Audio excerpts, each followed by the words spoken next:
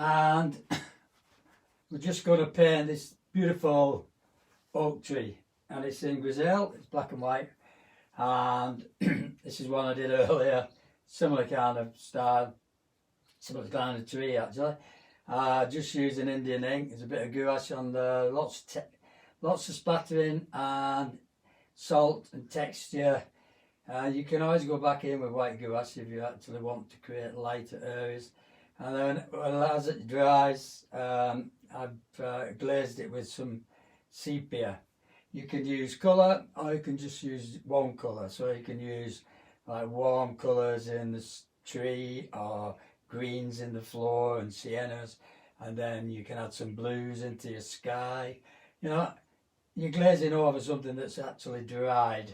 So as long as it's not waterproof ink, as long as it's not the opposite to waterproof ink, which is when it gets wet it will start to run. You don't want that. You want it to dry and be waterproof. So you can use acrylic ink and you can use acrylic paint actually, but it'll have to dry. But you won't get that fluidity as much with the paint because it's quite thick. You'll have to add a lot of water, but you can use it. And the majority of the time we're just kind of using a brush. There's a lot of different ways you can produce textures, and if you look at the tree, there's that much texture on it that it's kind of really difficult to paint with a brush. A lot of it is kind of haphazard, something placed in a particular spot. Some beautiful like shadows coming from some of the branches across the tree because the light's coming from the left hand side, so we have to be aware of that. If you don't leave it light, you can always paint, like I said, with a bit of gouache later, so don't worry too much. I'm just going to go through a few ways of creating texture. I mean, if you want to look at texture, I know I'm promoting her, but Anne Blockley is fabulous for her dad, John Blockley, who got me into watercolours or painting actually, using credit cards and salt and all sorts of things, and the way cling film creates textures and things like that. Because we've not got a lot of time, I'm just going to actually show you a few ways of doing it and then paint the subject and draw the subject. Okay, so just put that to one side. I've had a bit of a go on the back of that, testing it all out. A few ways of put it on. So you put the salt on, which gives you these lovely little marks that look like pebbles or tree trunk bark, like lovely textures like this. And then I hope it's zooming in. And then you can go paint over things, blow it with a straw. Use the cling film, you paint on the cling film and stick it on, and then just take it off. You get haphazard marks. You can paint with water and just put the pigment, the Indian ink, into the water where you painted, and it will just run wherever it's wet, and you can spray things and all sorts. So, okay, so that is a few ways of doing things. I'll just show you on this piece of watercolour paper actually. Just a few. So I've got some ink here, and if you just paint normally on the paper, naturally it will go on like watercolour, yeah. If I throw salt into that, I'll get some lovely textures, not a lot of it, and then let the salt do its work, yeah. I could actually paint water like that, and then just add the ink like that in haphazard ways, yeah. Doesn't matter what with paper. So then I can blow that, or I can use a straw. Was my straw gone? I lost it already. You can use a straw to kind of blow the paint about, just adding a bit more, a little bit darker pigment like that. I'll keep putting it in me.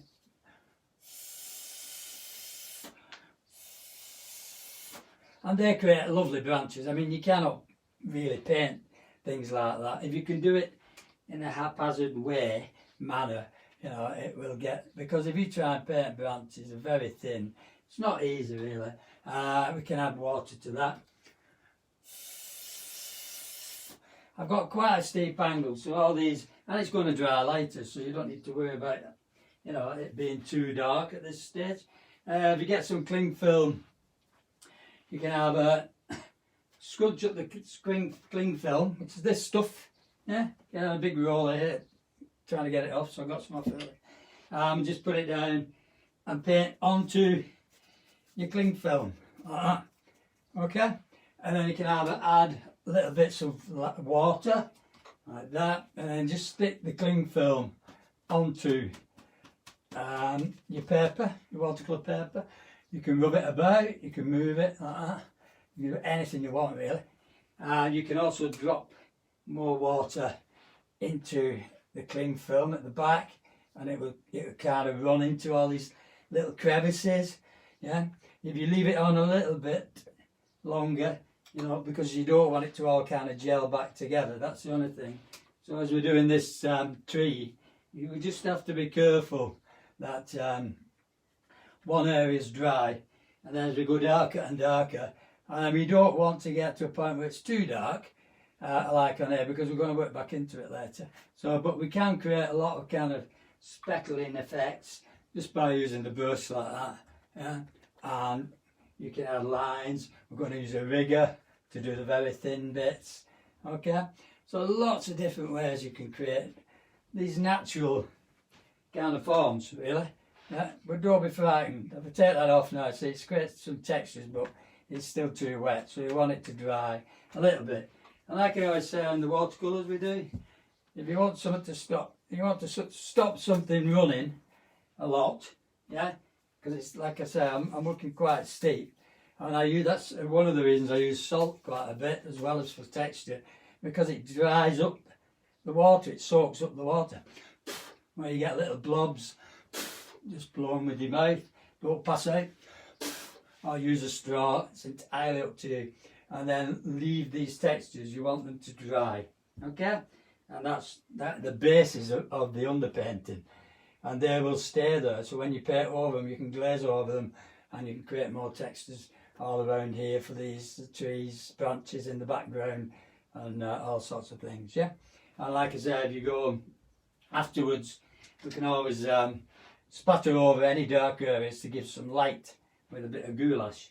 The pens wise, this is a non-waterproof pen, but you do get some nice effects if you wanted to use it, yeah, because it will bleed, and it gives a nice feathered effect as well. This is a waterproof pen, but you do have to let it dry. So, but if you put it on first and then paint over it, it's going to run a bit, but once it's dry, see, it won't come off.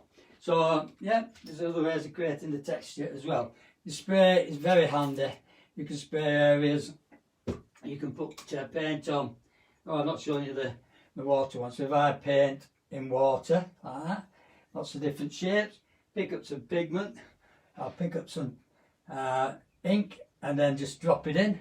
Look at that, it's painting its own tree branches and textures in the back. I'm not even doing anything, I'm just leaving it to blend. And that's just the water and the ink following its own course, yeah.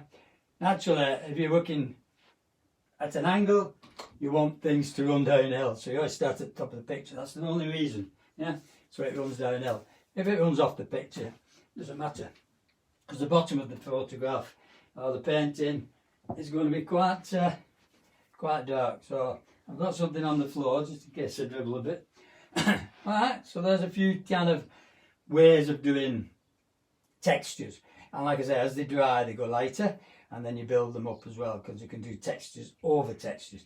And then when we put it in these really dark areas, you'll think you're putting it in dark. You don't really want it to be too dark, not as dark as that, because when we put the colour on later, that will knock it all back, and then we can work back into it later with ink and watercolour paint as well, or sepia, or whatever you want to do.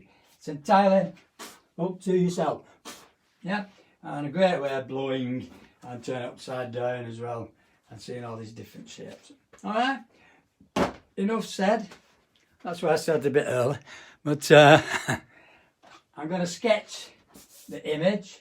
I have done these a few times. I love doing them actually, because they're so haphazard.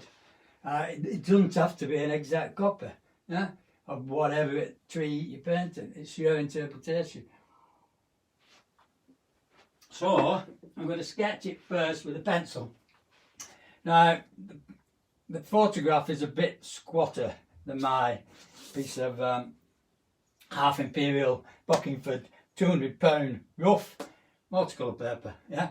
But it doesn't really matter because I can lengthen it, or I can position the tree in another area and take it off the picture, so I've got more room in such a place, yeah. But I'll start off by doing the floor. There's no perspective on this because you're right in front of the tree and all you can see at the back. If it's on a hill, you're going to see the sky at the back, so that's good. You can have different colours in the sky, which is really nice. But I will go off the third up principle. It's a third, yeah. So if I go from here and then going down, I've got this lovely big branch coming out, not branch, root coming out. My brain's still not working. And then here we've got lots of textures here. We've got these lines, and I only want to kind of roughly find out where the textures are. Here and there we've got really nice dark shapes, so you can actually, like I said before, you can cross hatch them. So where the light's coming from, it's this direction, yeah. You're going to get shadows on the opposite side of some of these shapes. And because the roots are going into the floor, they're just kind of disappearing out of sight. We've got a lovely shape here, which is like where these branches are just coming out. Quite thick as well. Kind of keep your branches, like I said before, irregular kind of angular shapes rather than bendy, curvy shapes, you know, because really they just kind of grow off at tangents. So you want to keep it nice, and I mean that's a lovely curve on the trunk, on the branch there, the big branch. And then we've got other branches coming in from the left where the sun's catching it. This is lovely. And then the light up here, things like that, whatever. And then coming down on the other side, we've got the thickness of that branch as it goes away and up here. And from the sides and from the middle of the branch, of the old chunks as well, you are getting these lovely highlights. We could use a bit of white. I do need to know where that shadow is going to be, which is that area, yeah.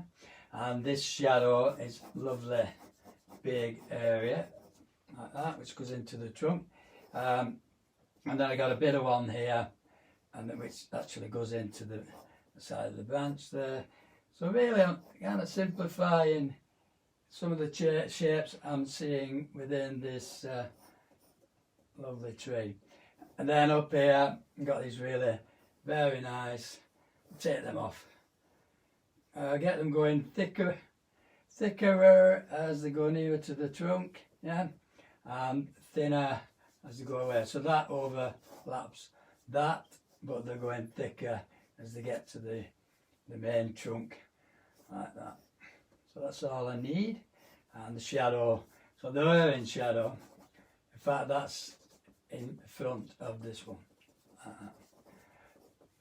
I don't need to use a pen. You can actually just leave it and then add the pen. I'd just leave the pencil if you want to. It's up to you. And then here I've got this really nice. So that's the side of this part of this trunk or this branch coming off, and then at the side here where this branch is quite dark, I've got another kind of shadowy area. You just need to know where these are because we're going to slowly build up these textures.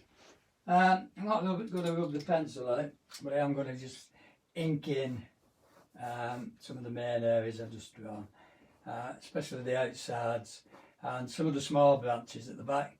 You can use your pen for that. I'm doing it quite quick again. We don't want it to be too fussy, yeah. It's impossible to be too fussy. Try and do it abstract and then break it up into, start doing detail afterwards. Alright, it's just these lovely kind of shadowy shapes like that. I'll just go over where the shadows are so I know, like that. And the shape of the limbs of the tree. I've got it, the limbs, that's what I'm looking for. So that's kind of the thickness of that, and that's a lovely shape. Coming down here, and that curves and that's into that shadow. Right, so this is a limb just coming out from the middle of the tree as well, but the shadows are. And then as we come down here, we've got these little ones, beautiful things, just giving us some really interesting negative shapes, which is what we've just been creating. And this, a lot of these shapes are just kind of here. And you can create all those by blowing with a straw or painting into wet. So I might forget to do something or other. If I can do it without doing a particular method, I will leave it. So, you know, but now you know how many different ways you can. You probably do know, a lot of you, because you know you're not. I know you like experimenting, some people. So I'm just going to cross hatch these, because these are the main bigger branches, and then this one here, which is further up the tree. Doesn't really matter about the cross hatching. You probably won't see it later. In fact, you won't see it. You'll just see these little shapes, these shadows. Okay, and then this trunk gnarled going down, so you can gnarl it more. Once you know where it's going, you just, as you put it in, just squiggle your hand. You know, don't have it too fixed. You know, because we're human beings and we put everything in a fixed position. It's a beautiful straight line, like when we put a fence up. But after a while, nature makes that fence crooked.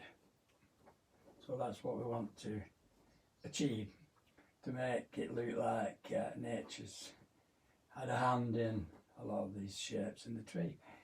So this is that trunk, which actually comes in front of everything. It's quite a big shape. So yeah, it's got a lot of information there, enough for me to get started. Again, we've got about an hour, so that'll be lovely. And see you in the park. I don't know what you think about it, boys, but I'm sure you will tell me later. The floor's got lots of textures, loads of stones and pebbles, things there. Okay. And then I can start somewhere in the middle. So I've got, this is acrylic, it's Winsor Newton. The one with the spider on is waterproof. The one with the dragon on is non-waterproof. These have got spiders on, okay? And I just put some of that into my palette. And I'm using the white of the paper to help me create highlights. So you're doing exactly the same principle that we do when we're using watercolours. Yeah. So it's a good way of teaching yourself watercolours if you want to learn. If not, don't bother. You don't have to paint. Sometimes I go over the whole thing with ink, but what I'm going to do today is leave the background, because when I glaze it later, it's going to knock it back anyway. So I can create these little textures and lines and a lot of these shapes in the tree itself just by using paint. But you need to keep your the shapes within that area of your thickness of your trunk on the tree, and these little nice negative shapes as well, you can see through the tree. We don't want to cover up too much of the sky. We want it to be like little dabs of ink for splattering for the leaves in the trees, and then join them together with a brush or blowing technique, whatever. Quite a bit of salt we're going to use, like I said. Just put this in my other pen, so it doesn't really matter. I'm just going to put this shape in there and that negative. And then we get a big brush. You can use a very big brush if you want, or you can just use my middle-sized filbert, which has got a nice, I can do lovely straight lines with that as well. And we start at the top. You keep your ink very dark.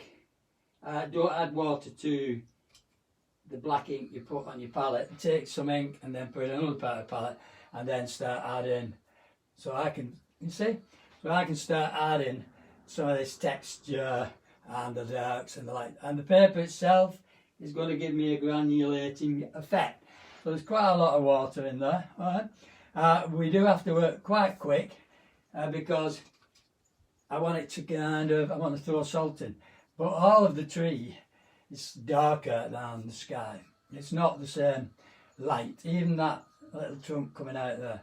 So when you paint around things, you've got a lovely shape which is coming down here like that. When we paint around things, you can add. So it's like what I just told you about adding the water and then just adding the ink and letting the water and the ink blend on their own. So I'm just trying to keep to the shapes of where the light is and add other areas that are kind of just slightly darker like that. And then at the same time, with my salt in hand, because we don't want the tree to start drying, and we don't want it to like blend or drip too much down the picture. I want to keep some of the darks in there if I can. It is going to go quite light, so don't worry about that, like I said. And then the shapes in the trees, and I'm using water to kind of tease pigment, tease the ink along an area, stop it from running like this. The only reason I'm not using the cling film actually too much yet is because to get the textures of your cling film you have to leave it on quite a while. So it probably a lot at the end you can actually add quite a bit of those textures using your cling film. Okay, so here's quite dark. That's the bit where I've cross-hatched. All right, I've got a lovely kind of shadow there, which is being created from one of the branches just falling down. So where that area is, you can go a little bit darker with the ink. Just plop it in. That might be a bit too dark. Just to create these lovely dark areas. So you get, once you see a dark and you try and create it somewhere else and let the pigment run with it and the branches or whatever. So once you've painted these, it's the same principle as when I painted water on the paper. Once you've painted them and they're still wet, you drop the ink in and it just follows the shape. So here I want the texture of the branches. Again, keep my salt to hand. Lots of salt up there. And like I said, it would stop it drying, stop it running, sorry. So then I'm starting to paint. Don't worry about your salt, it will fall off when it's dry. Here, now, I've got a little bit of a problem with this brush. And you can use, which I haven't mentioned yet, yeah, lovely toothbrush, not your best one. And we can do lovely kind of splattering shapes in there. Because I've got a lot of these very small branches with little leaves on the end. Can't paint the leaves, so I have to kind of make it look like there's a block of leaves there. All right, and then I'm going to paint into it all the time. Drop in some darks and then drag in a few. I've got a rigger brush as well.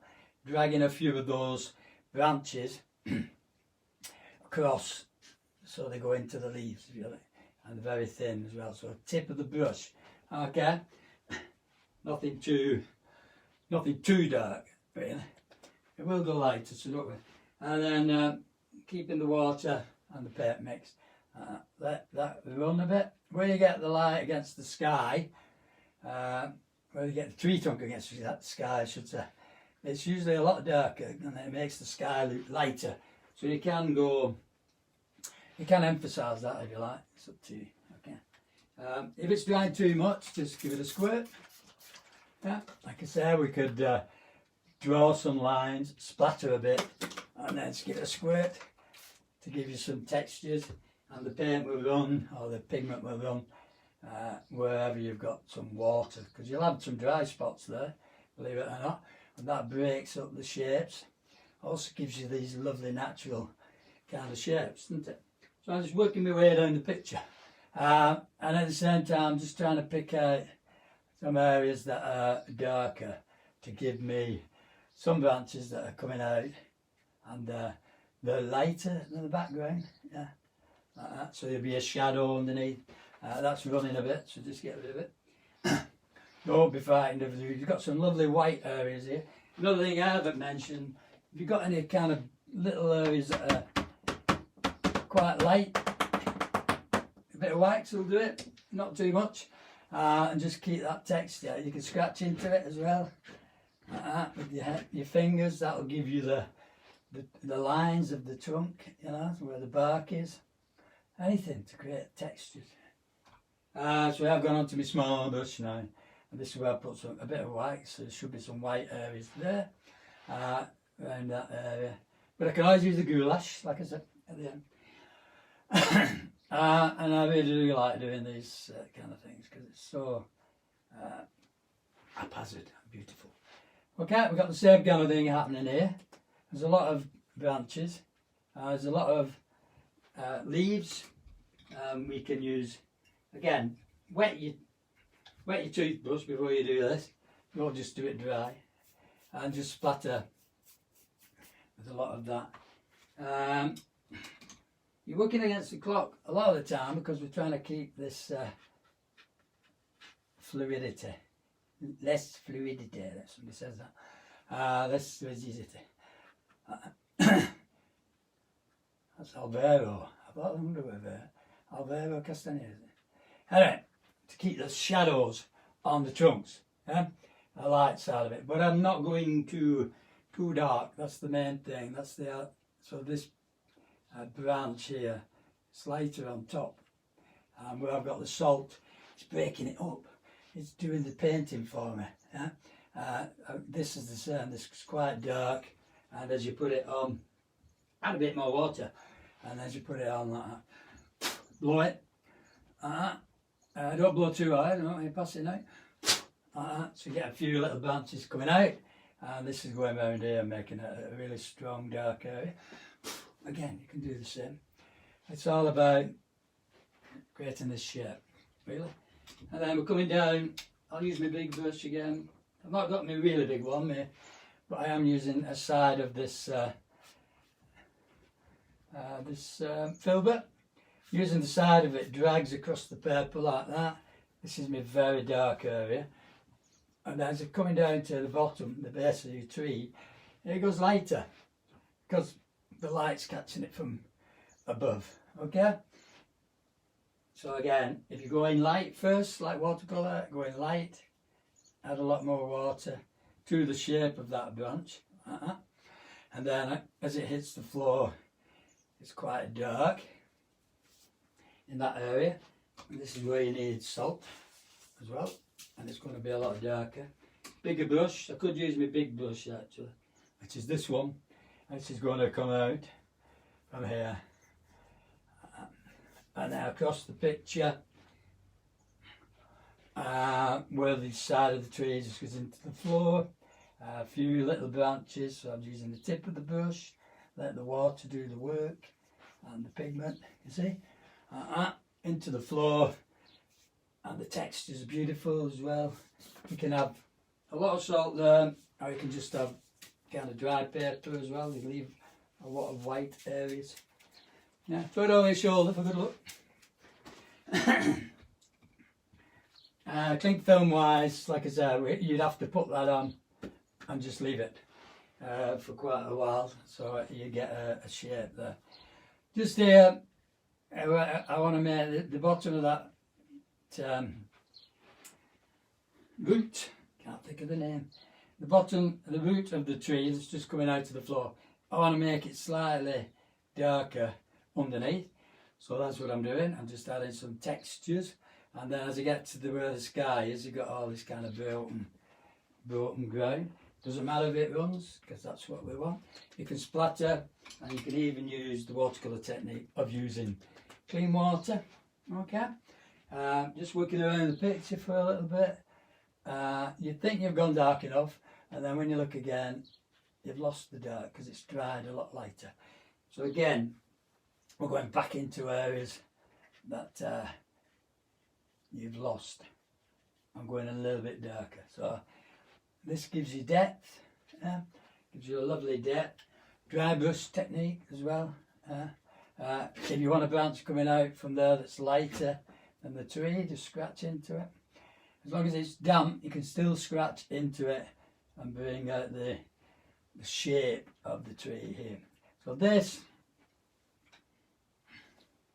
is a really nice dark shape here. And I want to bring out that negative as it goes into these branches. So what I will do there is just paint my branches like that. From the tree, where these higgledy-piggledy bits, very thin as well, from the tree, and then start adding some paint or some ink, and that will just follow my water and go where it wants to go, and that's how you get these really nice kind of shapes and branch shapes. Okay, here paint around that, drag that into the tree.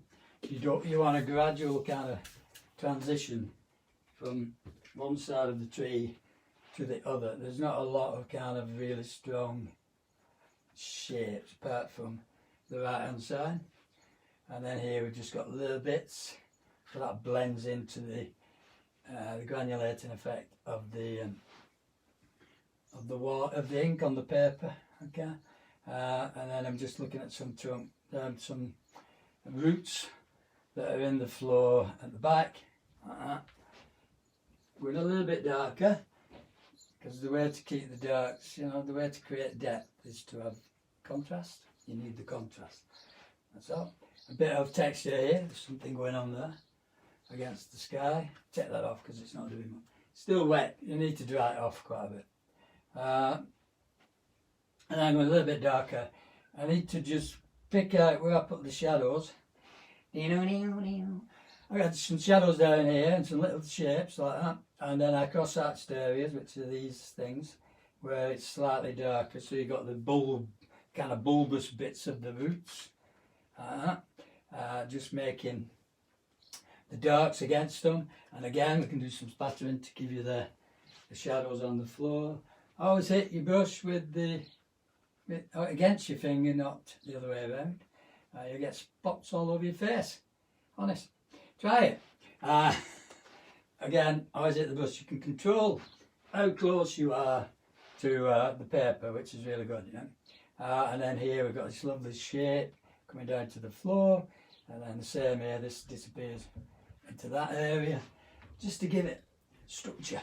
So it's like in the roots.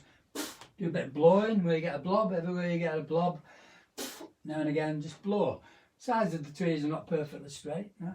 They kind of change in tone.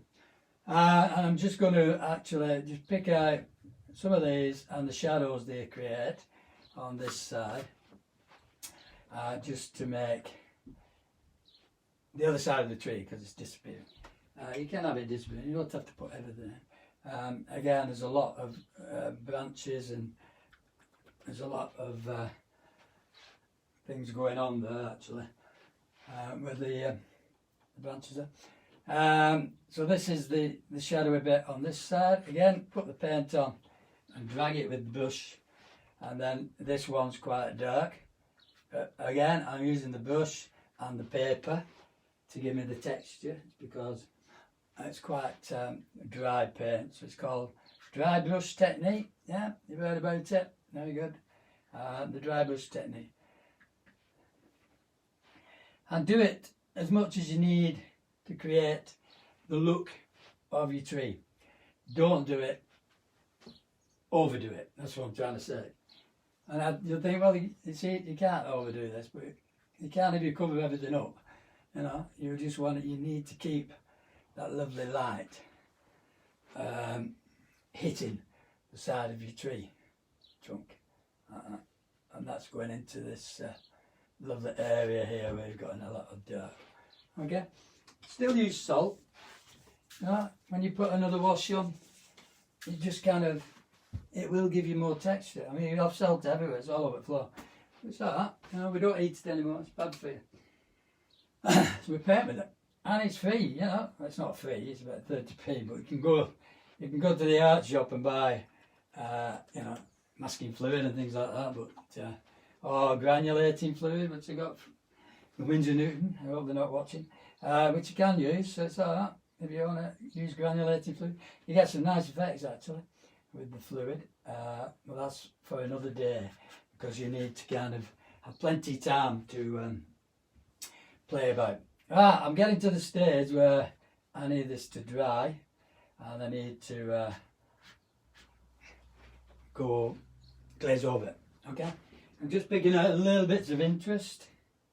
So where they dry now, some of these branches, they're very light, they've gone lighter, so I want to put other branches in front of them, and this creates depth, doesn't it? You know, so you start seeing things in front of things, and that's the idea about everything you do, really.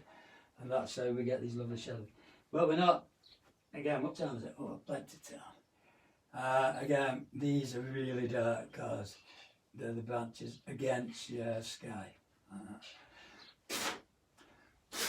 again, you can blow things just to give it a bit of texture. But one is in front of another, so we want that bottom one to be a little bit lighter and the top one to go slightly darker. It actually curves around a bit there, and then it goes into some shapes like that. This comes out of here. It's lovely. Alright. Again, I'm trying to make the bits at the top of the tree kind of slightly darker against the sky to make these lovely kind of shapes.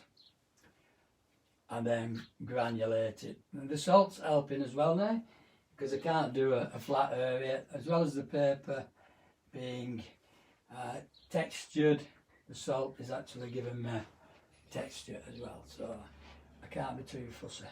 Okay, and then I'm going to dry it off, because we're going to work back into it. We're not finished. You think you're finished? Not finished yet. Nowhere near. We're just glazing, knocking back, bringing out again. Okay, so here that needs to go a little bit darker. What we don't want to do is just have a big dark shape, because we want it to have some textures inside of it. You know, so it looks like the light's catching it as well. So you've got reflected lights as well as highlights. Yeah. So some areas will be dark, other areas will be a lot lighter inside the darks, you know what I mean? So that's what I'm trying to achieve by glazing, knocking back and bringing it out. Okay, a little bit on my root again. As you can see, it's got lighter again because of the ink.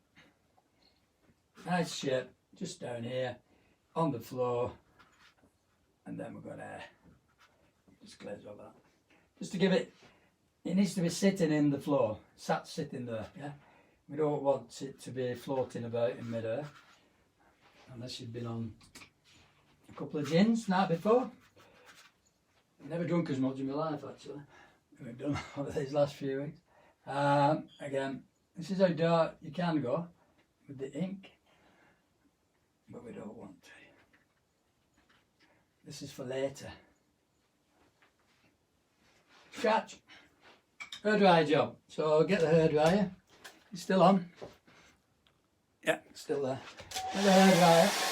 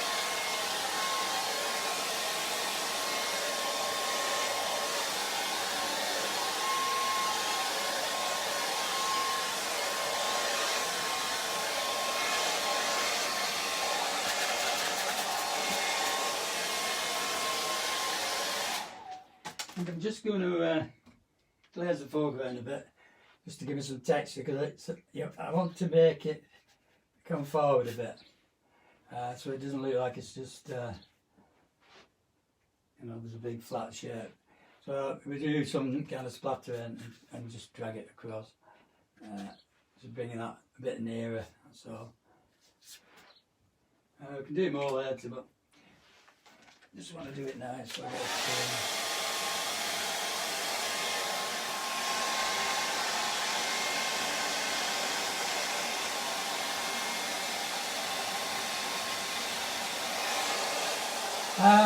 the dry brush technique artists of America have a hairdryer strapped to the shoulder to dry the paint as they paint. So you've got this really nice contrast, and you're not giving it time to run, you see? So big things up of other people, especially the dry brush painters of America, and get really Couldn't give you any names because I forgot who they are, but I have seen a few. I have looked them up. They just use watercolour as though it's like an opaque medium. Well, you can make it into an opaque medium, but they kind of just paint into things and create shapes, you know. And it's drying as soon as you put it on, but you can do the same with ink, anything really, just to give good the contrast. Even though I kind of put a shape there under this branch, it's drying as soon as I put it on. It's really good to pick out dark areas without going too dark. You know what I mean? Something like that. You're going to do a lot of that with the water, with the glaze. And I think I'm just going to use, like I said, one colour, sepia. Like I said, you can use warm colours in your tree if you want burnt sienna, green, alizarin, yellows.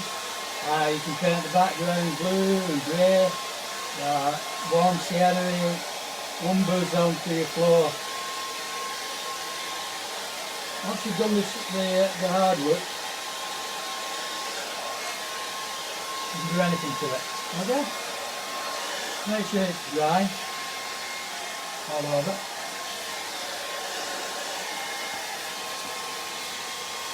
Salt's falling off as well now. Okay.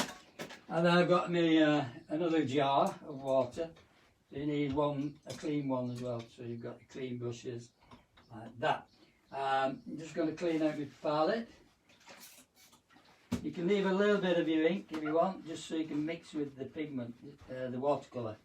That will give you a lovely darker tone. But if I'm just using sepia, which is that, again, Cotman, and we can play about with the textures as well. We can keep the light going through the trees.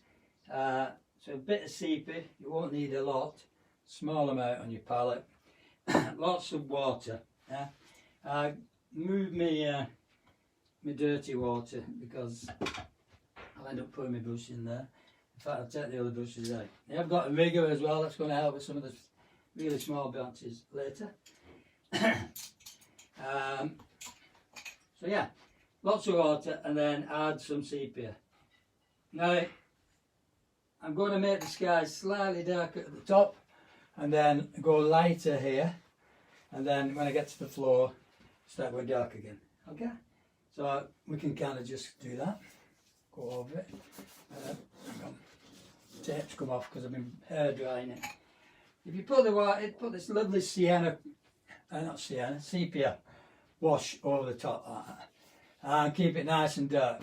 Got a slight, too much of an angle actually. I know I tilted it earlier, but as long as that's wet and you can keep going into it, okay. And then as we're coming down, I'm just gonna go into my bead like that. So we're keeping that sky lovely and dark. You see, just go into it, granulating, and then as we're getting down to these areas that are quite light here, you can use the side of your brush and leave some textures where the light is on some of the branches and some of the leaves, you know. And then we're using clean water, really. Just clean water, put it on, take it off. Okay. Again, clean water. Do the same over here, forgot one side. Across to your tree. And that knocks the whole thing kind of back, yeah. Which means you can carry on working. Clean water, you want to keep it light. Use a bit of a tissue. You've got a bit of mess there. A bit of a tissue to keep that lovely light area. You can go down the trunk, because that's a little bit darker than the sky, a bit too much there. More sepia. And then as we get to the floor and the background here, just going to add a bit more sepia, yeah.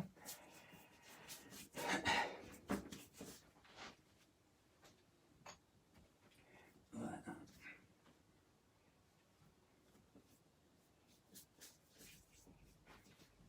So because you've added the shadows of the tree, you can actually take out some of the light as well, so use a tissue to just take out light in the background, because it's watercolour, so you know, you can lift it off.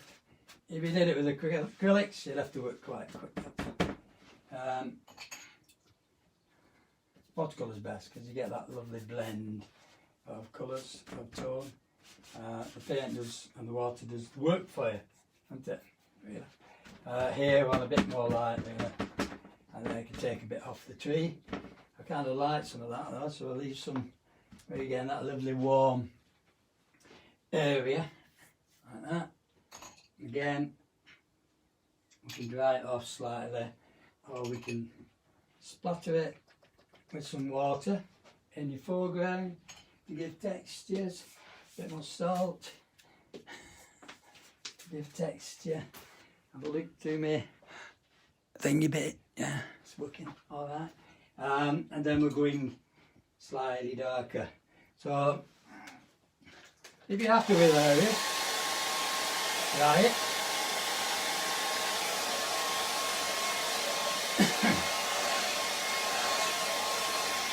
A little bit, and then I'm going to use some sepia and a little bit of ink, because I want it to go slightly darker in places. So here I'm just bringing out some of these textures, which is just like the edges of the paper, and a shape like that, you know, things that are lovely and splattery as well. Again, so because these are slightly darker, you're giving it more depth. You're adding more depth to it. Yeah? Like that. So where these branches just come out from the side of the tree, you're casting these lovely shadows. But I've already got the shadows there. I just want them to go a little bit darker. And the same up here. So I've got the same kind of shapes that I actually painted, but now I can do the detail more. So this is sepia with a bit of black ink mixed with it.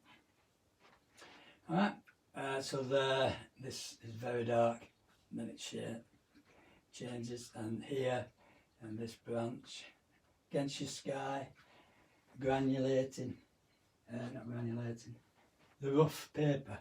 We've actually got these lovely branches coming down as well, which I'm going to use the rigger for that. Whatever you did with the ink, you can still do with the paint, yeah. So if you added texture, you can still add texture. Don't go too black with the paint. You want to try and make it look like it's got, you know, like I said before, reflected light, so it's real. And I'm working my way down the picture.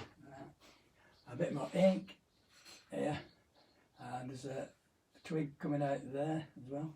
Not a twig, a branch. Lovely shadow from another. Yeah. We're giving it a bit of a bit of realism. Work your way down into the shapes and the shadows of the Valley of Death, everything, and the way things just blend into other things, and this that lovely shadow coming from there. Use your finger, yeah, to blend it. This has got a really nice dark area as well. Let it blend. Same here. Side there, some of these little branches. There's quite a dark area there. So here we've got this lovely branch that's coming out from the tree, and it's got a nice light catching it. So we want to keep that. Yeah. So it's amazing what you can do in an hour, really. Yeah, you can just kind of play about and throw paint about, and as long as you know roughly what you're doing, you can have a lot of fun. Again, we can spray some water on it, you know, and get some texture in there. If you want to blend it a bit, so where the tree is against the sky, I want it to be quite dark there on the edge, because it's giving me that lovely shape. but then I also want it to blend into the rest of the tree. That's why I've sprayed it. Yeah. So here they go into these thicker branches that I painted earlier. You can do the same thing with the water, salt. Okay, side of your bush. Here, splatter. Look at that. Texture, sepia. If you've not got sepia, it's worth buying. Got this lovely kind of warm feel to it. Because sienna's a bit too warm, but sienna, and umber is just kind of ultramarine blue and burnt sienna mixed together, so you can make your own. But sepia's got this lovely warmth to it.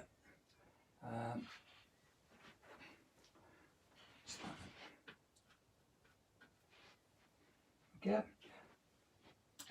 pick out these branches again.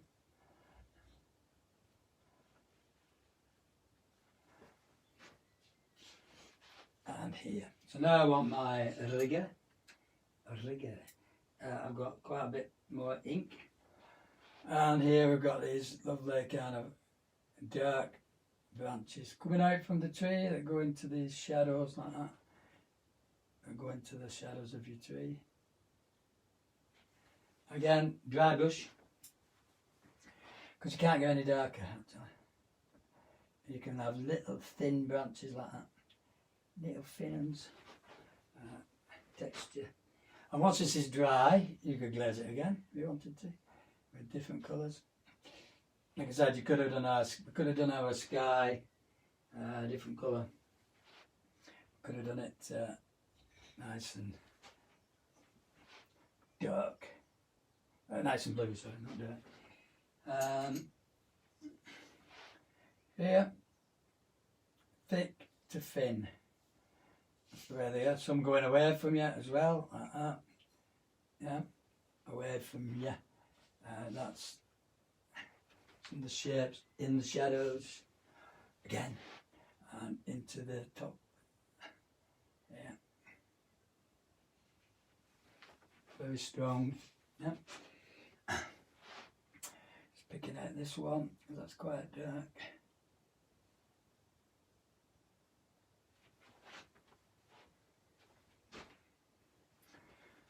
And the floor. I've not done much to the floor yet, actually. Use another brush where you've got these really strong shadows, and the way the light makes these shadows across the floor. Use the side of your brush. So I'm using transparency all the time. So the light you're seeing is just the light through yonder window shines to the east. The light you're seeing is just through the pigment, the ink, and we're just glazing. So we're knocking it back. It's called knocking back, yeah? To give you a lovely depth. And then if you do want to go kind of lighter, you just have to be careful with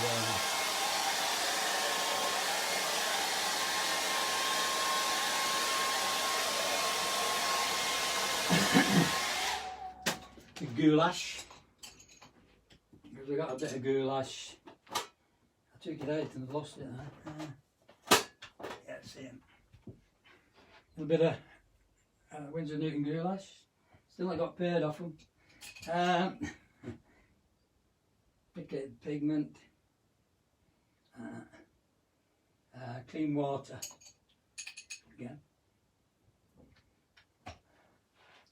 Like here on the floor, I've got these little light areas. I don't know what they are. Probably just bits of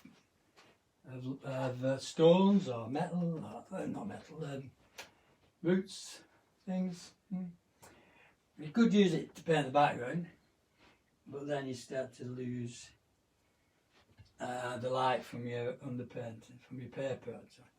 But now and again, so for instance, I could just bring out the light between the roots there, because I kind of like that. And it's giving it another depth, see? So your goulash, which I have no qualms about using goulash, although some purists don't like it, brings out the light behind the subject, yeah? So that is the light from the distance.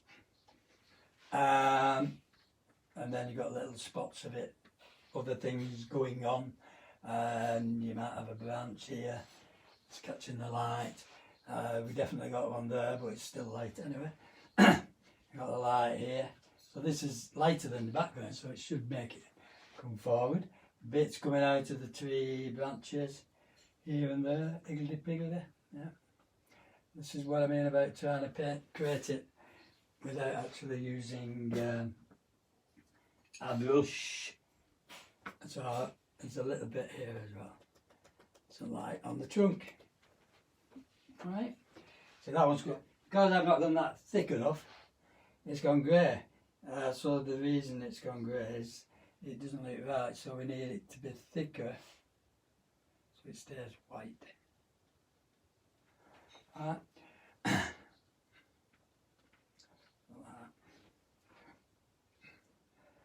Same here, I missed a little bit there. If you start using goulash, just make sure you get the whites in, pure white. And then I've got my dirt bits again, which I can just splatter in the foreground. That's about it. Beautiful. I've got a load of frames I ordered for the day, so I'm going to print some of the frame some of these off, because I've got an exhibition coming up next year, if we ever get to it. Some of these watercolours, because I've got loads of them there. Right. Put it on, take it off, warm it up, stand back. You can't stop, can you? No, that's me, over to me. I can't know. I just love painting light through trees. I just think it really works well. And I'm going to stop that. A few more little. We've got these little branches I've done with this rigger bush. Yeah, very nice, thin things like that. Because there's loads of them everywhere. You can't do that. You can get this impression. But because the branches, and they've actually got little leaves on them and other branches coming out, so I just want to create a few little leaves like that. And not as much water, and just a bit more splattering. And it just gives that impression, actually. You see? There's leaves on them there branches. And then leave it. Leave it, said. You can go that way now. You can turn it upside down, blow it that way, so you've got a great big clump of grass going upwards, creating that lovely depth behind. So all these different textures and ways of putting paint on is what we're after. Okay, up. It's nearly 5 to. I probably won't do anything else. Never usually do anything else to them, unless I think it just needs something, and just to give you more depth. But then I just kind of leave them. You've got the impression of that sunlight hitting tree trunks. Alright? Okay, I love the way the paper actually gives you the same effect as the bark.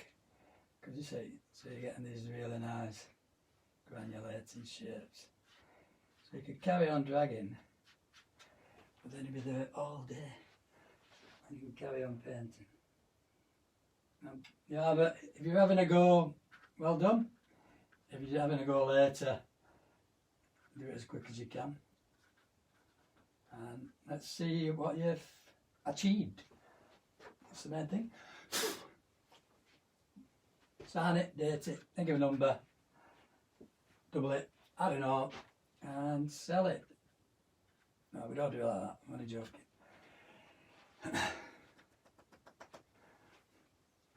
Can't leave it. Take the tape off.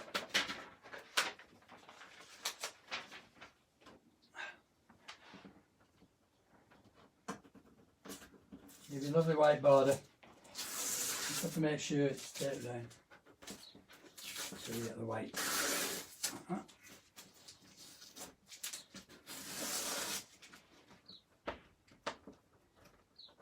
If I ever touch the sky behind the trunk, I've more or less left that as nearly white paper.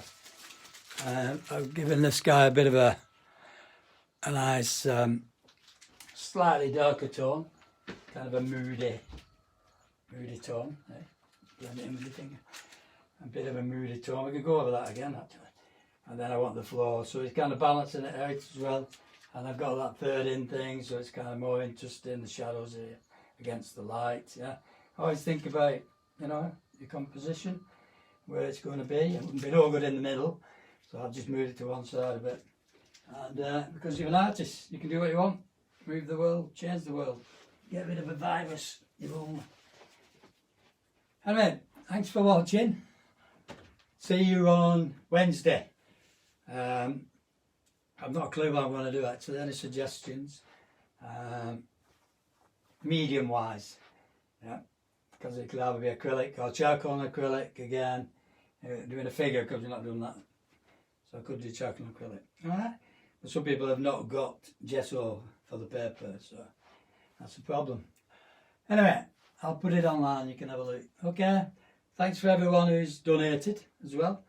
I've not got around to thanking everybody yet, but keep going. It's keeping me in red wine. No, it's not. It's keeping me in a job actually. Thank you. Bye.